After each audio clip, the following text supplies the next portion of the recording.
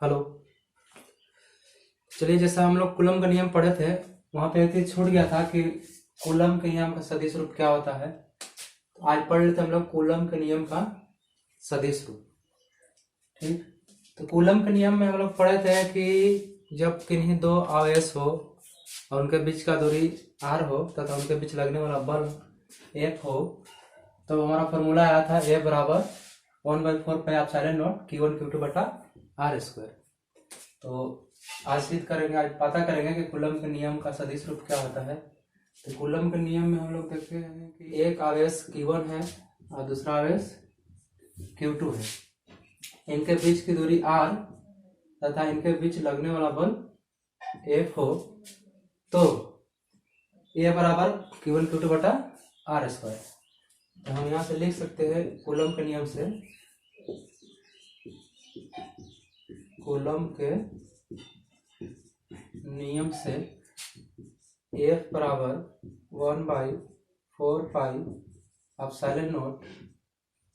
Q1 into Q2 बटा R square. ये coulomb के नियम से था। अब देखिए, सदिश रूप पढ़ने से पहले हम लोग सदिश के बारे में थोड़ा सा जान लेते हैं, जो 11th क्लास में पढ़े थे। तो उसमें हम लोग पढ़े थे कि यदि एकांक सदिश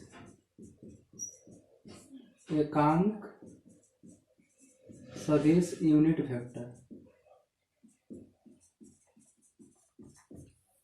वेक्टर एकांक सदिश यानी एक कैप, तो एक cap equal to A vector बटा मोड ए। यही होता है कि यदि एकांक सदिश हो तो किसी सदिश से मोड से यानी कि अचर पद से कांस्टेंट राशि से गुणा करते हैं तो क्या आता है, सदिश आ जाता है।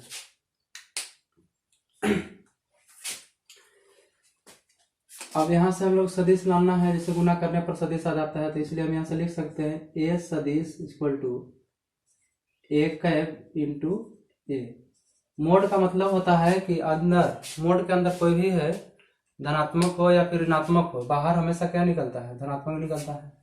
तो हम यहाँ से कह सकते हैं इस नियम के, एकांक सदिश के नियम से, कि कोई अचर राशि यदि एकांक सदिश से गुणा करता है, कोई अचर राशि यदि एकांक सदिश से गुणा करता है तो प्राप्त गुणनफल सदिश होता है।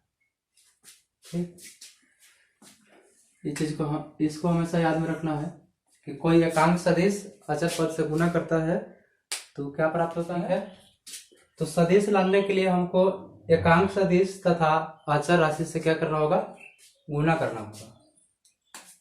इसको नोट कर लीजिए। अब इसी नियम के आधार पर हम लोग पहले थोड़ा सा ध्यान देते हैं कि मान लेते हैं कि एक बार यहाँ पे प्लस चार्ज है और यहाँ भी प्लस चार्ज है। जब दो धन आवेश हो तो दोनों के बीच क्या होता है, प्रतिकर्षण होता है। तब +1Q यानी कि Q1 के कारण Q2 पर क्या लगेगा, बल लगेगा इधर से इधर की ओर, और Q2 के कारण Q1 पर बल लगेगा इधर से इधर की ओर। यानी कि जब दो समान राशि हो और दोनों का क्या हो, परिमाण में बराबर हो तथा उनका दिशा भी समान हो, तब एक दूसरे से क्या करता है, प्रतिकर्षण करता है। ठीक। अब दोनों के बीच प्रतिकर्षण होगा तो इसका भी दिशा निश्चित हो गया, इधर से इधर की ओर जाएगा। इसका दिशा हो गया निश्चित, इधर से इधर की होगा। और जब दिशा निश्चित होता है तो क्या होता है, वेक्टर होता है।